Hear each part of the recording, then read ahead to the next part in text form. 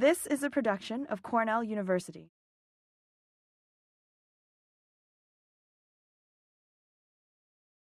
All right, I'm making the executive decision that we're starting because I'm an executive. No, not really. I'm Kate McCullough, and I'm Director of Undergraduate Studies, and I'm the moderator. So I want to say welcome to everybody for coming to Book Sandwiched In. I see some familiar faces, and I see some new faces, so that's great. So here's what we're going to do. We want to make this an informal, the whole idea of Book Sandwiched In is for people to have an informal access to faculty.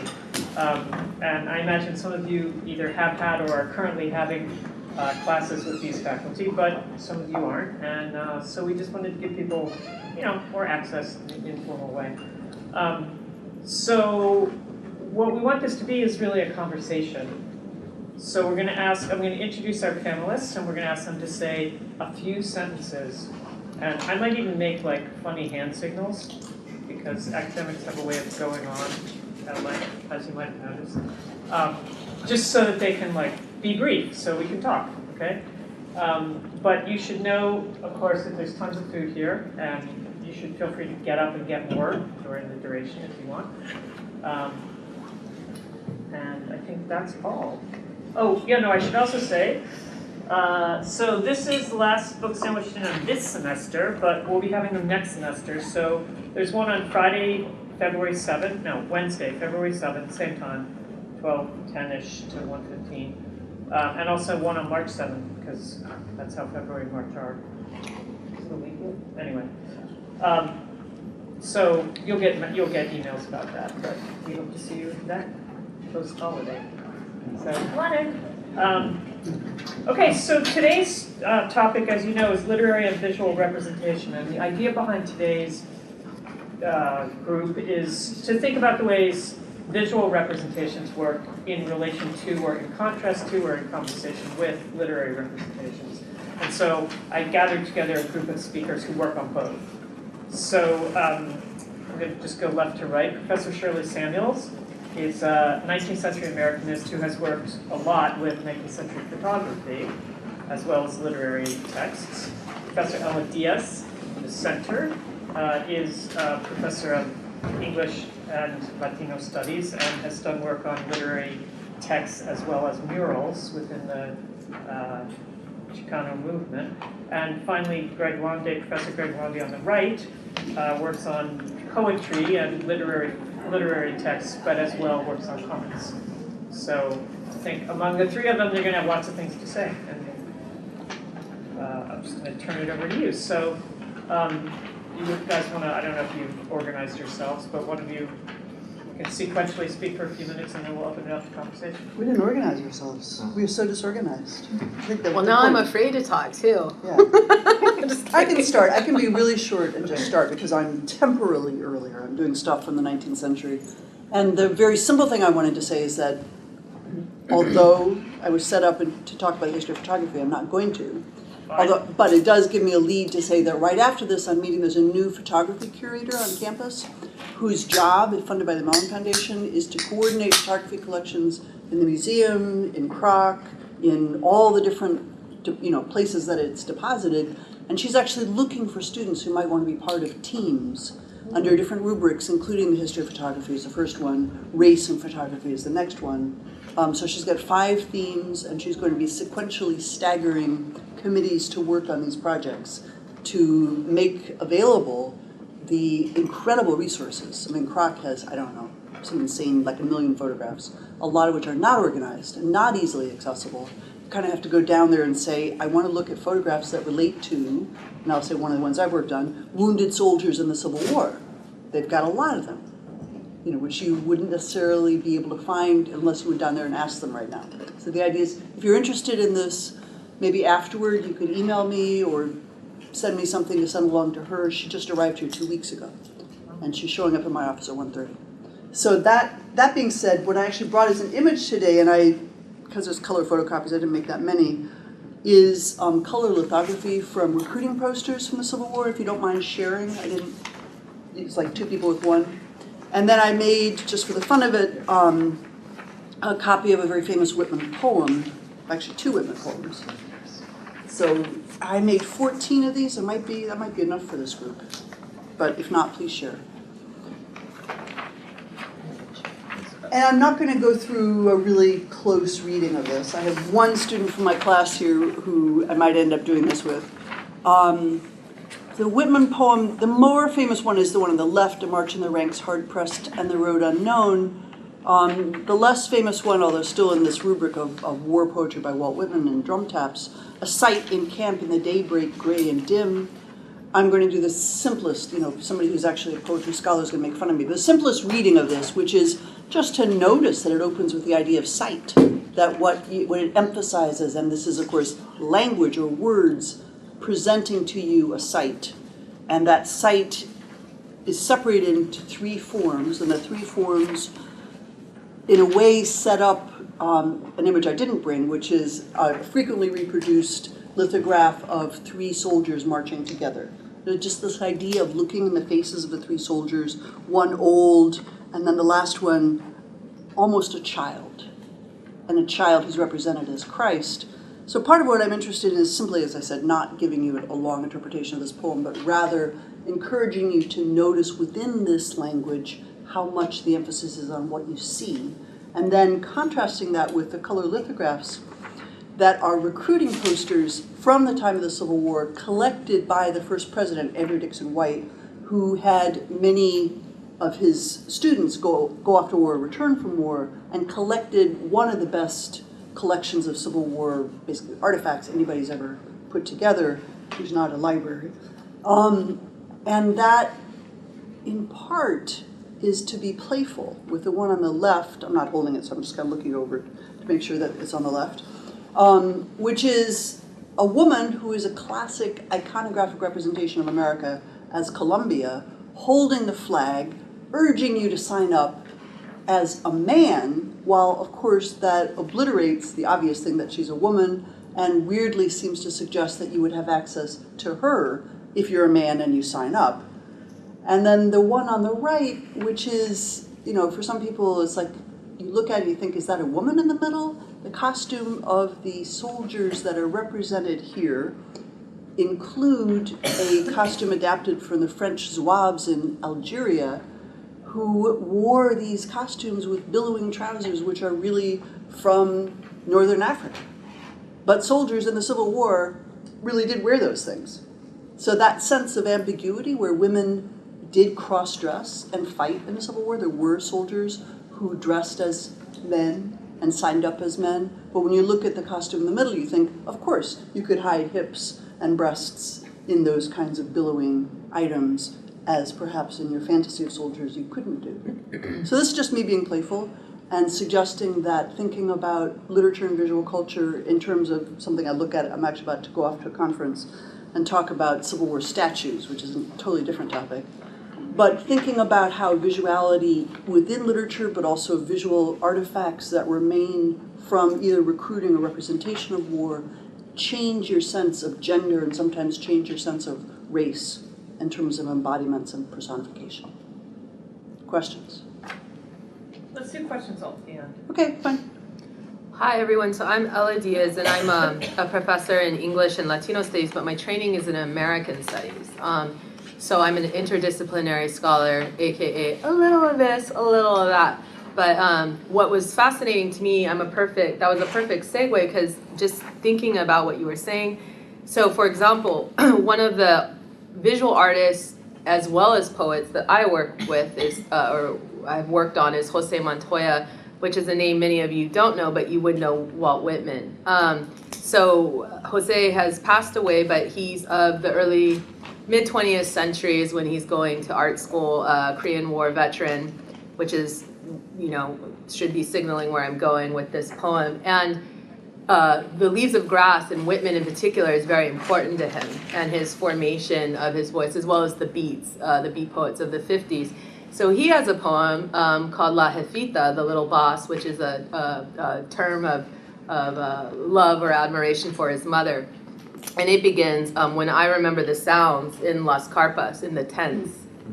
And he's talking about growing up in a farm working family. And then the poem, which I don't have, but it's all about he through language and through our visual contact with language, he speaks about the sizzle of the tortillas and the noise of the palete and the wheat of the steam sounding like a whistle, and it's spelled out. So he is creating a visual, but through sound. But in reading this, what I realized is that if Whitman was so important to Montoya, when he read this about Civil War camps, and then the focus on the tent in the beginning, I'm sure that that probably was generative for him.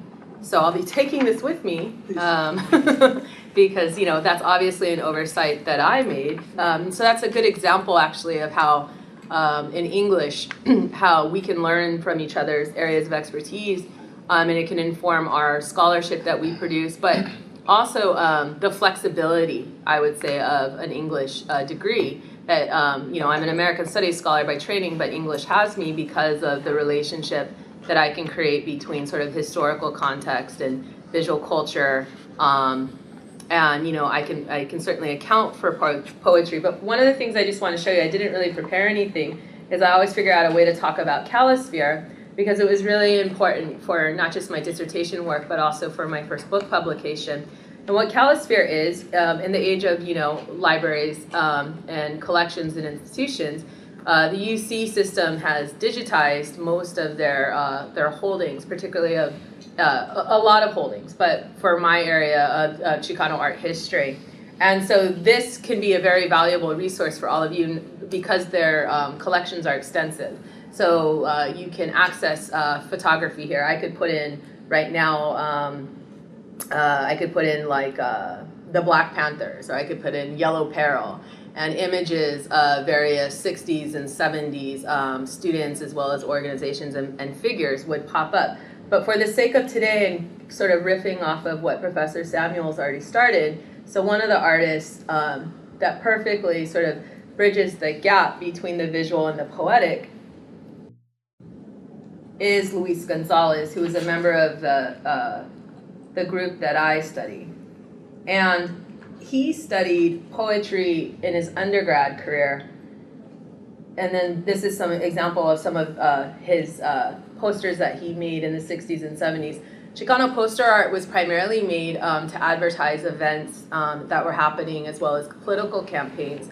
But these are artists, and they were training at the university, so they were in touch with sort of the more what was accepted, you know, the Eurocentric traditions of pop art, abstract art, conceptualism. But there are also, like I said, you know, Jose Montoya, one of his favorite poets is Walt Whitman. And often in terms of Chicano art history or Chicano history, we don't think about the ways in which we're engaging across cultural traditions.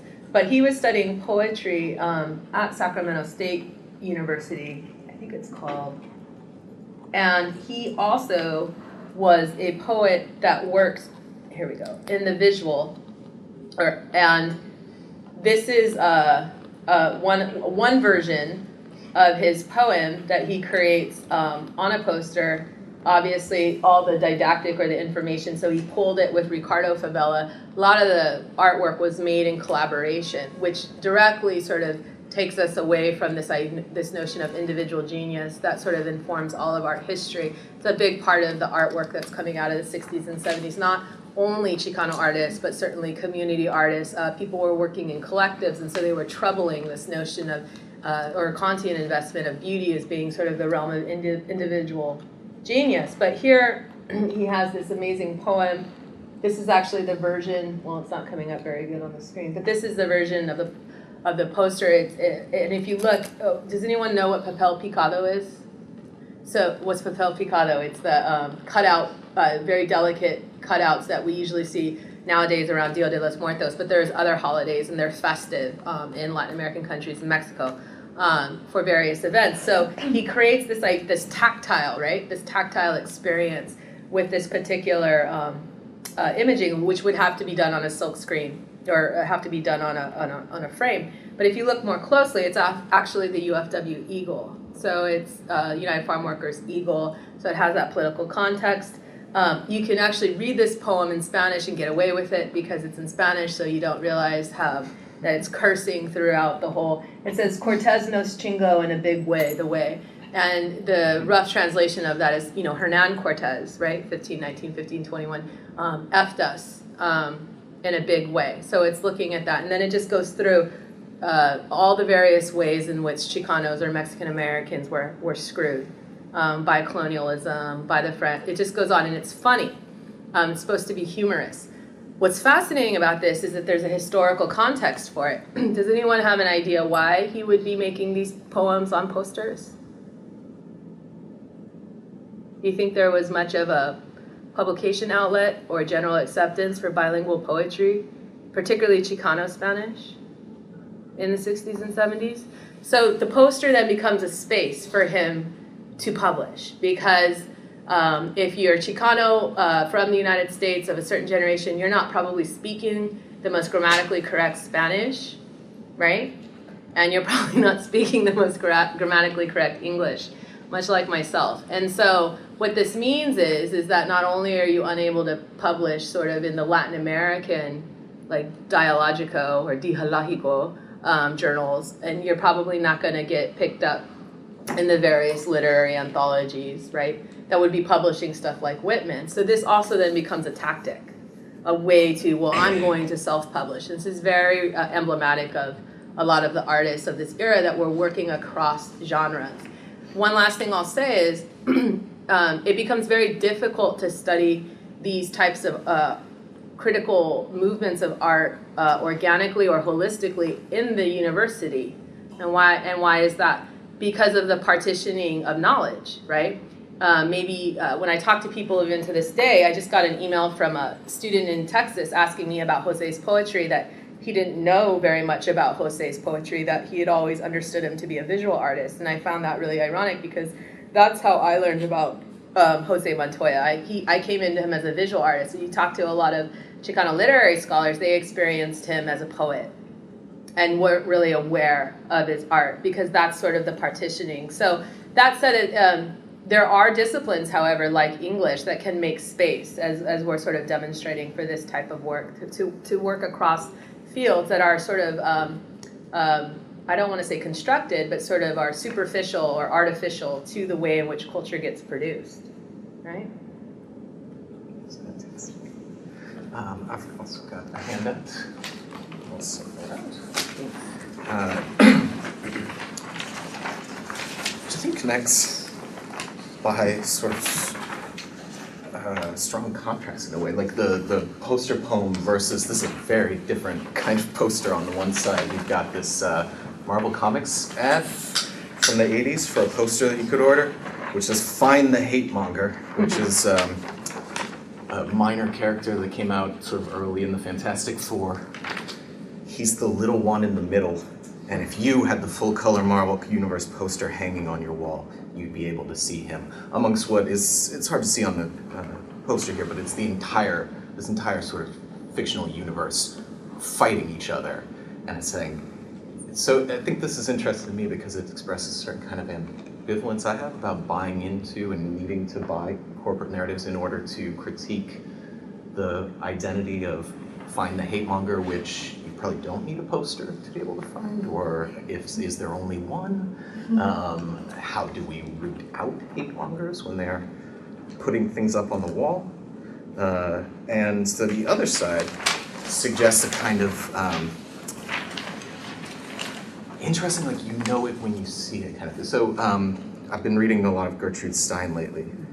She became kind of famous suddenly. She became a celebrity, really, really visible in 34. 33, she had published the autobiography of Alice B. Toklas. This really wry, kind of gossipy, fun expose memoir. And so she went on like a 3-month tour of the US, going to colleges, teaching the poetry that I've been teaching in these like epic poems. She was teaching in Chicago.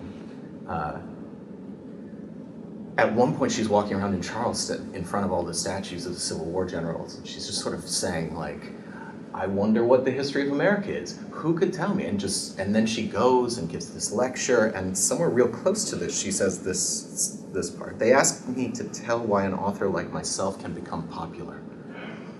It's very easy. Everybody keeps saying and writing what anybody feels that they are understanding, and so they get tired of that. Anybody can get tired of anything. Everybody can get tired of something. And so they do not know it, but they get tired of feeling they are understanding. And so they take pleasure in having something that they feel they are not understanding. I understand, you undertake to overthrow my undertaking. I always did like that you did it like this. And then she gives this rebus, right, a picture puzzle, which looks like Stein, which looks like the modernist, difficult, what does she possibly mean? But the open visibility of her as she put it shortly before the American trip, the most famous Jew in the world, and as a lesbian who was in a relationship that she was constantly being sort of semi-outed by the public. She's traveling in the South in a car. She's drawing up an enormous amount of sort of sideways references to racial violence. And so she's showing, like, actually from the time you're a kid, you know how to read some of these things.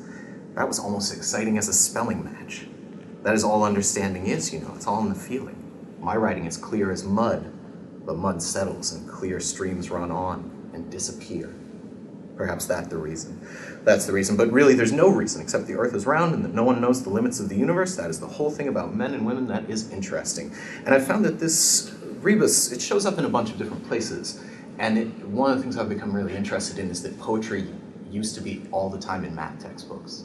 Math story problems and answers would be written in the form of verse where the like poetic numbers needed to also match the mathematical calculations. And so here's from Lydia Maria Child's The Girl's Own Book, which is almost exactly 100 years before Stein's writing. And you can see an example of it. Look at number 5. What word is that?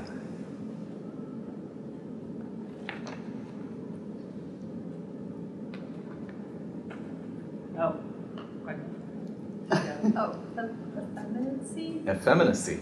FM in a C. Nice. Some of them I can't even remember. The answer is really recognized strange. But look at that first one. Lydia Maria Child was an abolitionist, and she's putting an image here of a hanging boy in the big letter D. It's kind of a strange image. What is that boy? Well, a victim of lynching, for one thing. A victim of murder. But weirdly, the solution, does anyone want to guess the solution to that one?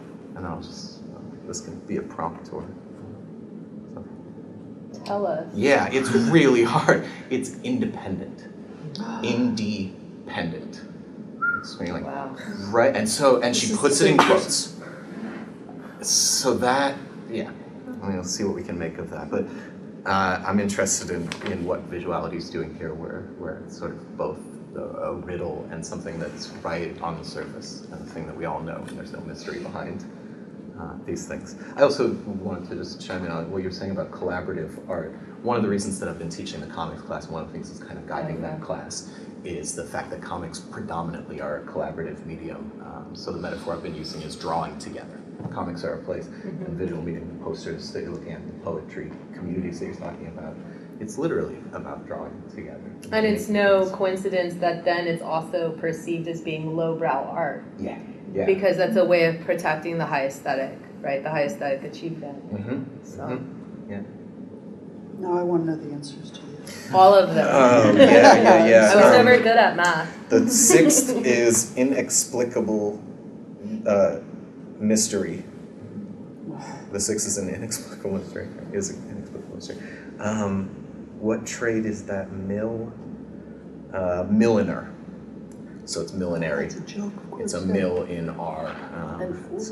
And 4, I don't remember. It's like, there's something about the spots on the X and and then, the dots there, what looks like an ellipses are little e's.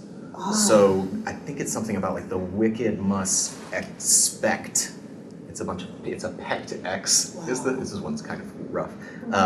With many like crosses and little e's. What's funny is we were reading Lydia Maria Child in my class. Oh, really? And her letters from me, because all of her writing for children was canceled because she wrote an appeal on behalf of that class of Americans called Africans, which is an abolitionist tract, which meant that everybody who was signing up for her writing for children canceled. Oh, interesting. she couldn't both write for children. Stein talks all the time in everybody's autobiography that this is what I was reading when I was a child. And the books that she was reading in the 19th century, and she says, the 19th century finally killed it off in 1942. In a later I don't text. believe that, but anyway, you were at 2017, no, I don't either. But alive and well. Yeah. Or alive and sick. Oh, exactly, and that's what she's signaling, right? That like centuries can still be visible around us when they're well gone, chronologically. But there's one book that she had as a kid called Reading Without Tears, and she just mocks that mercilessly, right? Because like the content, the form is easy reading without tears. But the presumption is that reading causes tears for all numbers of reasons, right? That it's difficult, that you might see something you don't like, and the content is like. Dad, bat, hit, and you're like, oh God, that's full of tears. It's like Toni Morrison mocking Dick and Jane in The Bluest Eye. Yeah. You know, just riff and roll it up. Exactly. So, I don't know if anyone has thoughts about this or interest, but yeah, and then the Lydia Maria Child's not even an author that I really know, so it's Stein talking back to that. Yeah, that's great. She was very prolific. I started to see, Huh. Great. Do people have questions or thoughts? How many of you have taken some kind of art or visual culture class or, are you seeing any overlaps here or connections? I actually had just a question for Professor Samuels because I know that you also, as you talked about, do a lot of work with like art history also. And I sort of was just wondering if you could talk more on. I'm actually a double English art history major, and so I wrote a paper this semester about ekphrasis, which is a term that's used both in Go ahead and explain to everybody. This is a really useful term. It's a Greek term that can mean, depending on sort of where you're coming from, either poetry that's written about, like as a descriptor of a visual work, but it can also mean in art history. My professor this semester, Professor Lazaro, has been using it to also be works of art that draw very directly from literary texts, so like myths and things like that. And so I was just sort of wondering if you have sort of... Did you go to her presentation last night? No, I didn't. Oh, okay. So Claudia Lazaro is a Renaissance art historian who did a presentation yesterday on nude and naked in the Renaissance, which was a lot of fun. Sorry you missed it. Yeah. But part of it is about how much Renaissance art tends to have allusions to literary works and what embeddedness there is. But yes, I was chair of art history once upon a time, and I was hired in the English department, and I work in American studies. We're in the DUS right now, so that sense of interdisciplinarity is key to a lot of how I see these things. And the concept of ekphrasis comes up over and over, because in which way do you, what I often say to my students, there are like segments of your brain that are reserved for visual arts or literature, and it's really hard sometimes to keep swapping. Like you can feel almost like the segmentation on a computer. You can almost hear an old-fashioned hard drive sense, the grinding of gears as you move from one side to the other. But I'm always interested in how they interpenetrate and what ways you learn something by either a kind of synesthetic understanding, because synesthesia always interests me too, that is that sense of swapping or substitution of a sight for a sound or smell for color, and how you can move into a form of iconography, which is, iconography is the study of symbols as America as a woman, what I talked about in that one image of America as Columbia. Symbols that often carry a weight that's greater than you get from the initial sight. As I said in this image that I passed around, Columbia is both a call to arms, join me, and I think weirdly suggestive in that sense of the petticoats underneath her skirt as they swirl up. I don't know if this is answering your question, but yeah.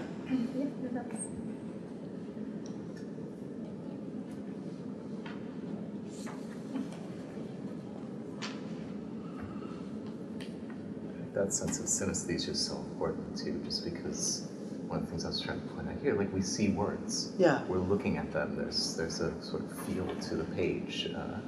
What amuses me is I'm so terrible at these things. I love them once they're explained. Because as you say, the violence of number one, independence, from a woman who is absolutely overt as an abolitionist. So she started in 1824.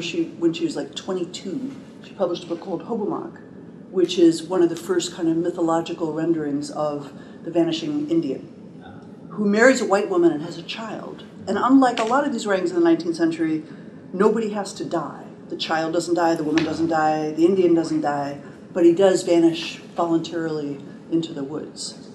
And it was such a bestseller, it was part of launching her career as somebody who wrote for children and for women. She wrote housekeeping guides, she published a magazine for children, she did this kind of writing. And then she got really political, and as I said, people dropped her because they understood abolition to just be horrifying. It's sort of like the way if you're in favor of immigration now, you could be set up in certain parts of the United States. Say no more. But she then became the editor, what we read in my class was she became the editor of this abolitionist newspaper in New York City, and she became a kind of flaneuse. She walked around New York City on her own, basically, observing everything, from prostitutes to poverty to dog killers to Indians, and just writing these sketches, which were also really popular. And then she kept on writing kind of romantic stories. She's been criticized for this, but romantic stories about slavery. And one of her last pretty best-selling works is called A Romance of the Republic, which is after the Civil War, which is a kind of fantasy about all the different racial identifications in the United States and how they could all come together. But notably, because she loved music, one of the key figures in there is a woman who can pass for white, who's an opera singer. So it kind of brings sound back to, go back to this idea, it's brings sound back into that sense of visuality. If you see, but if you can no longer see but instead hear a voice that transcends race, then what happens to you? So that sense of perception and racial perception. Anyway, that's a very long but short account of Lady Mary Child who shows up here. No, but that's really fascinating. Yeah. Yeah. I mean, this is a question of literacy in a very different register than we tend to think of it, I think, and that's a visual the point literacy. that Stein is making in this thing. She says, she gives us the solution before she gives us the puzzle. I understand you undertake to overthrow my undertaking. Yeah. In a later play, she puts that in the voice of Susan B. Anthony.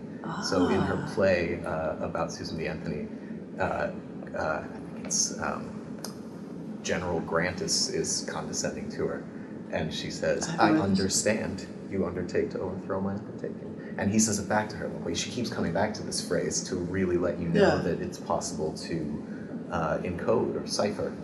It is a cipher. Yeah. What understanding is, what overthrowing something is, what an undertaking is. It also sounds a little bit like all that language of undertake and undertaking. Yeah. It's sort of grave puns. It's like Shakespeare where you're supposed to play it out.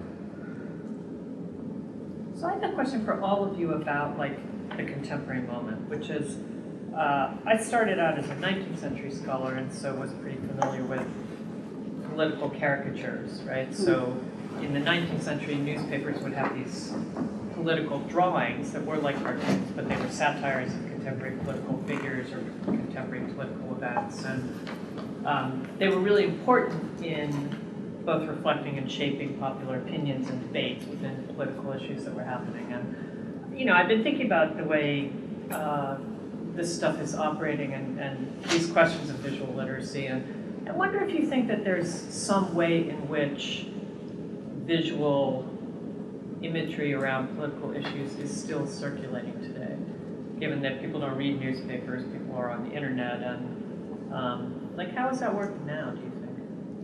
I think it's central. I think that, I can give you historic or art representations or examples, so this idea that the political poster, it's still very poignant and a part of the public sphere from every level of. You all saw the Shepherd Ferry ones, right, from the Women's March, where you did the three or four different representations, which were problematical for many reasons for a lot of the communities they were supposed to represent.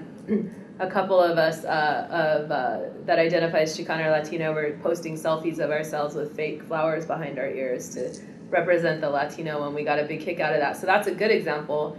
Social media and the immediacy of looking at memes and whatnot creates like what is called like a clap back, but we are immediately able to respond to the visual, the visual representation. But then you have actual artists like Dignidad Rebelde, Jesus Barraza, and Melanie Cervantes, which you may not know this organization, but I guarantee you've seen their posters, because they also work in the serigraphic technique, on paper, but they digitize. They create downloadable PDFs. So if you think back to the Say My Name campaign associated certainly with Trayvon Martin, but Oscar Grant, a lot of the posters that you saw, or the graphics, were actually produced by this art collective.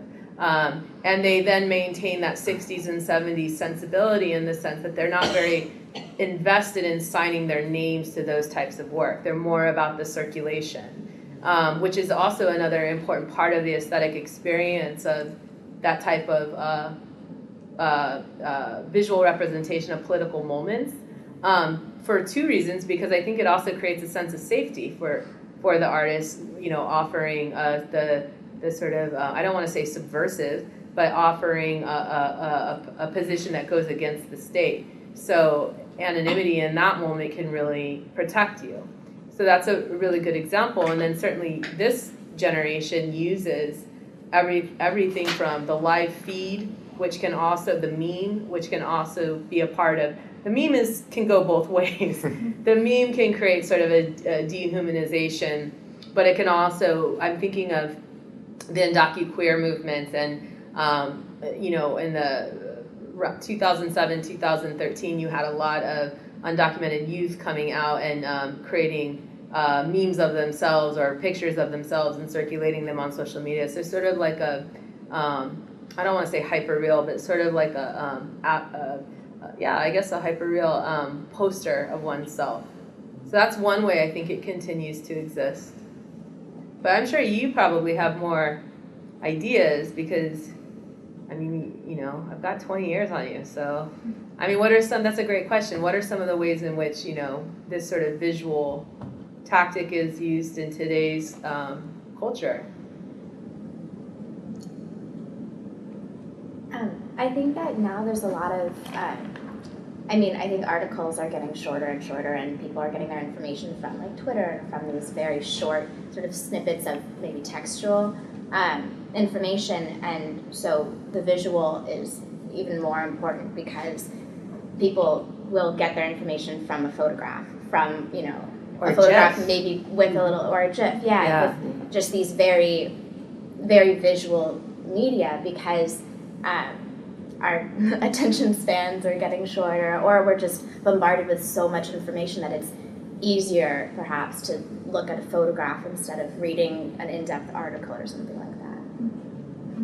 Something that I've definitely thought about, and this could be specific to like being on a campus, but is how many people I know who like just have a basic understanding of Photoshop. So it's not like you like just need a word processor, but it's like you can even like directly like disrupt any image really that you're given, assuming that you have the access to the technology. And I think like that's really changed things. Even just in thinking about the way that like I've thought about images since I learned Photoshop, it's really interesting. But I would add, what's fascinating too is sort of the return to the tactile experience, particularly amongst this generation, with needing to know how to do things. And so, like I said, like I'm thinking of the artists I work with on this campus that can work in those technologies, but also have learned how, lithography has been back in fashion for the last 10, 15 years, and silkscreen printing. And it's a really, as sort of protecting the political sphere, that, and sort of continuing to make political or subversive work that can't be monitored or can't be surveilled or can't be censored, right? So I think it's happening kind of in tandem. Then back to the GIF, and I'll stop. So one of the GIFs that, one of the online conversations, because it speaks particularly to the character, is all of the ones that circulate from various Black personalities, Black celebrities, right? I'm thinking of the Real Housewives of Atlanta. Nene is very important to this, and there's a whole, and Beyonce, there's a whole collection of GIFs of Nene and Beyonce, and people, I loved them too, but then there was a very interesting set of cultural analyses that came out of that called it virtual blackface.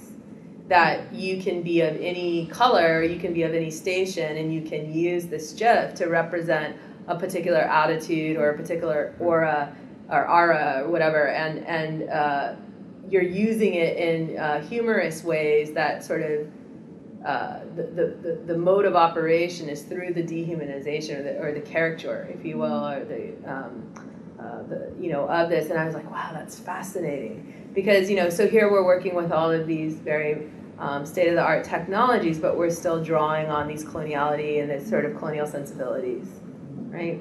It's really interesting how we're always kind of living multiple temporalities, in multiple times at the same time. And what were you going to say? I thought about it more. It's a less interesting thing than I thought, but just thinking about sort of our contemporary, like what a contemporary, especially young audience relationship to sort of how they understand the relationship between image and text, and how image and text coexist in I think more places than they used to. So for example, I'm thinking of like there's this whole sort of trend of online newspapers and that kind of some very serious publications that now it's very common to have sort of either visualizations or have like GIFs embedded or have images embedded, and so there's kind of, I feel less of a distinct boundary between kind of actually in the same way that you have like with this sort of way that language on in the Lydia Marie Child thing is operating both as an image to be read, as an image as puzzle to be read, and then also literally as language. That there's there's sort of a lot of more in between things, I think, online that are like memes are, I think, one good example, but then also I think infographics are another really important example right now, even though they're not that exciting a lot of the time, because they carry a particular currency of if it's an infographic, it's totally true, because it's an image that and so I think there's a weird interplay of images are true and infographics are images, but infographics are also text, so it's easier to represent particular things which are true because they're images. But any data scientist person will tell you that infographics are just a thing you make, and you can make them do anything. Yeah, I don't know. The same with images. Right. Mm-hmm. I think it's important. It's really interesting for me to think about it in the context of the internet specifically. When I was abroad, I had a blog, and I noticed that most people, I had a lot more people reading the blog when I had a particular image that was captivating on the little little link that you post on Facebook. And it was frustrating because I can't change what that image was, or I didn't know how to. So on days when I happened to post a more interesting image on the blog, and then many more people would click on that and then want to read, no matter what the length of the piece was. And then also thinking about it in the context of what you're saying, the transition from print media to online digital. I worked at Billboard, which is a music magazine, 2 summers ago, where they were actually going through a transitional period of switching from print media to digital because people weren't really willing to read, nobody wanted to just read the text anymore, which was really sad for me because I like doing that, but it just goes to show. And then in writing those transitional articles that were not on print anymore, but instead on digital, the articles were often shorter because people do have shorter attention spans. And then in addition, thinking about it in the context of television, now I worked at NBC, and what the sorts of little clips, you would never put a full New York Times article on the television, in your show. People always only take certain 1 sentence or 2 sentences max to make their point, because nobody's going to want to read it on the television. So interesting. When I learned what TLDR meant, Yeah. it was it's a sort of shattering moment. It's most of the things out there are going to be TLDR, but nobody says that about an image. Because if you think about it, an image can take as long to read. But one thing I want to sort of, I guess, interject is this is also a particular way of thinking that sort of doesn't account for the diversity of experiences of art, information, knowledge, because I always think of we're in an institutional space and we're learning in a particular way with a certain ease, and then your examples are good because they're speaking to sort of the corporate culture. But in my work or in my recent research, you're also looking at the ways in which people that are largely excluded from these sorts of spaces and these sorts of knowledges actually then take sort of the popular cultural tools. So while we may be thinking of the sort of printed serigraph, which is a fancy art history way of just saying poster or silkscreen poster, that literally can be made with a squeegee and any kind of paint. It doesn't have to be stuff, and it doesn't have to be great paper. In fact, a lot of the posters that are now in these collections are made like on lawn sign paper, whatever they could get their hands on. And so, but at the time, that type of, if you think about the origins of pop art, it comes out of 30s and 40s, mass advertisement and whatnot. And it doesn't start with Andy Warhol, just simply because that's where, you had people that were using this, learning about it, going to college, sure, but mostly on veterans' GI Bills. So that really creates that first wave of access, learning these tools and then using it to advance particular causes. And so what are some contemporary examples of that? Or say from I'm not going to put that on you. So say from my coming of age, right around your age, 90s, was the advent of the zines, which is terribly hot with you all, which makes me very, very trendy right now. But that's, Riot Girl, right? Bikini Kill, that's all that stuff that's going on in the 90s when I'm around your age. That was a moment of a sort of a clapping back. Youth culture is usually at the front of this, taking sort of the master's tools, if you want, the idea of the magazine, right? DIY, you all say that, but that's been around for a long time. And so I'm not trying to Pollyanna it or give hope, but we're in a moment maybe from sort of the top down, we can say, oh, print media is dead, but is it? I mean, these tools become very important in these particular historical contexts as a way of disseminating information, creating alternative spaces, very important. Listening to the radio in these corporate times where every station is owned by this and that, but then we have community radio, and we're going to find ways to get to Amy Goodman's voice, right? So my point is that, and then college radio. So it's fascinating, not saying, oh, the sun's going to come up tomorrow, because I agree with you. Yes, you are. But I'm saying is that these tactics, these tools that are monetized, corporatized, and all of these things that get in the way of artistic freedom and living your best life, to quote Oprah, that they actually are recycled, and then they can easily become a part of something else. The meme is a perfect example. The meme didn't emerge as a way of political subversion, and yet then it reappears occasionally in these campaigns to disrupt sort of the hegemonic or the status quo cultural stereotype of what undocumented is, of what black is, of what queer is. You can go on. It's the actor or the collective that gives the tool agency.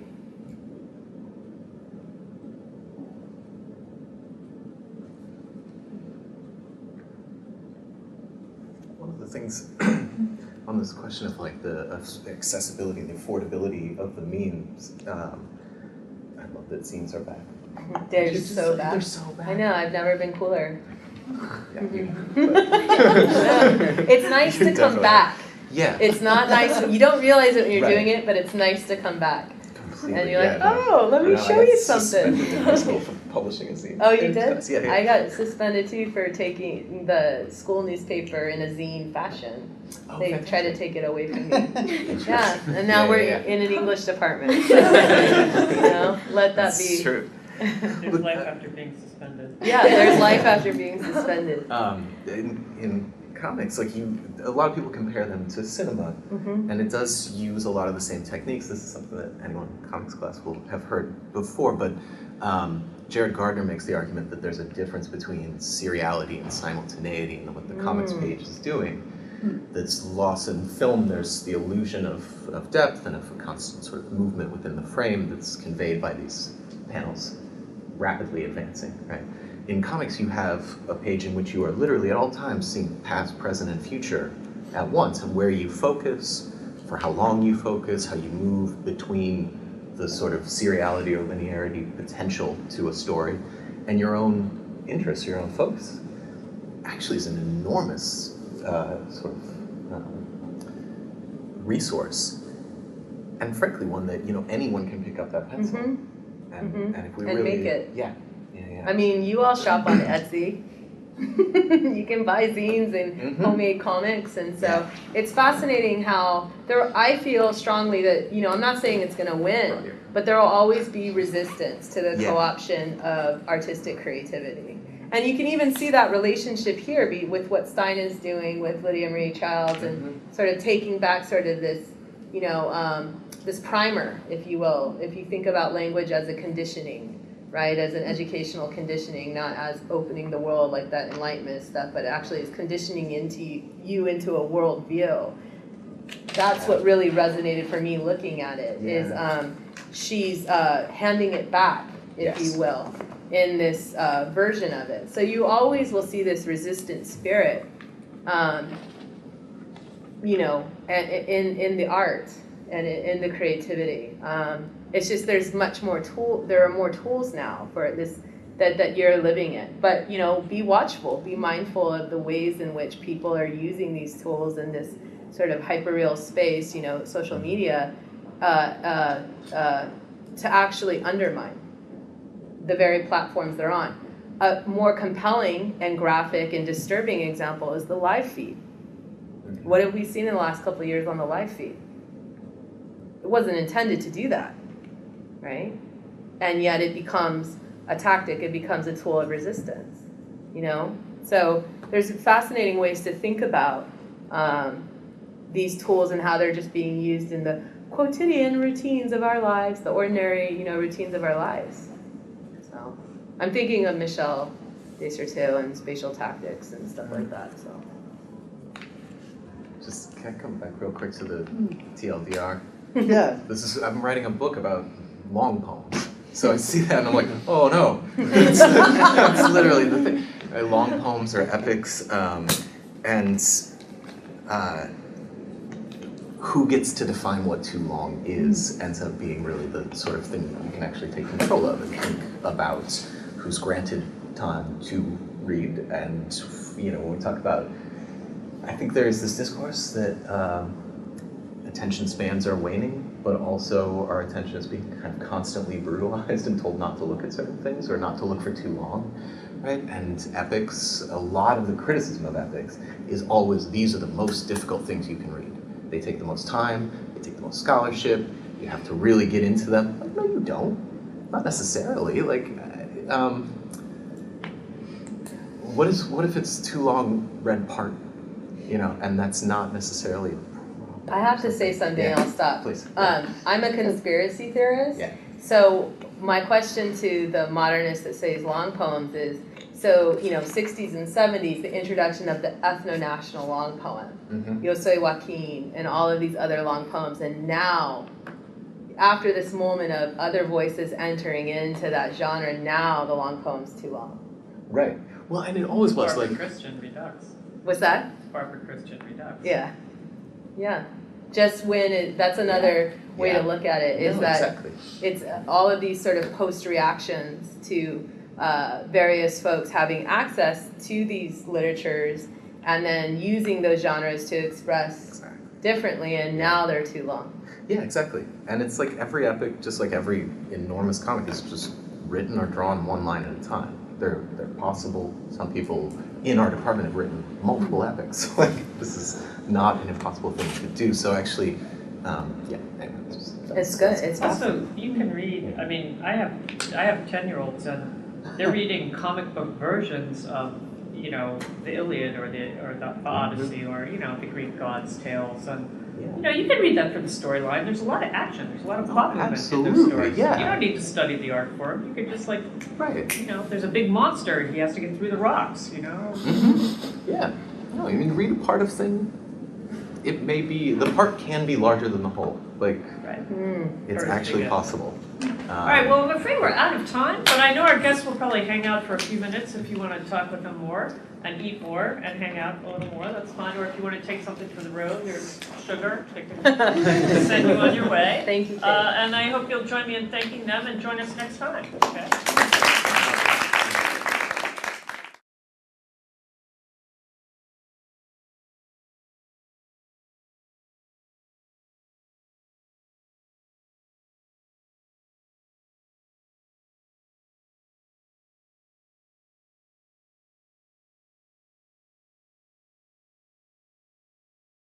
This has been a production of Cornell University, on the web at cornell.edu.